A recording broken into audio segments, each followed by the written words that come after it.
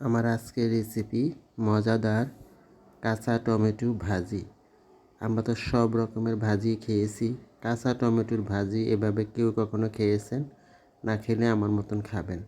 আমি এখন টমেটোগুলোকে পাতলা করে কেটে নিয়েছি। দেখুন এভাবে পাতলা করে কেটে নিয়েছি।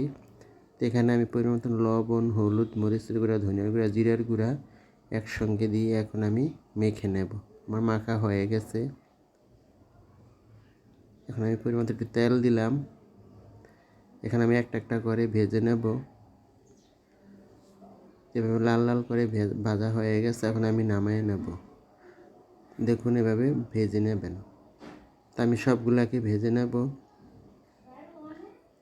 তো দেখুন আমার কাঁচা টমেটো ভাজাগুলা হয়ে গেছে, এখন আমি নামিয়ে নিলাম। এভাবে আপনারাও কাঁচা টমেটো একবার হলো ভাজি করে খেয়ে দেখবেন। গরম ভাতের সঙ্গে অসাধারণ লাগে। সঙ্গে কাঁচা পেঁয়াজ, শুকনো মরিচ,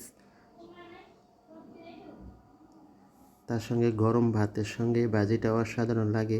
একবার হলেও আপনারা এই ভাজিটা খেয়ে দেখবেন।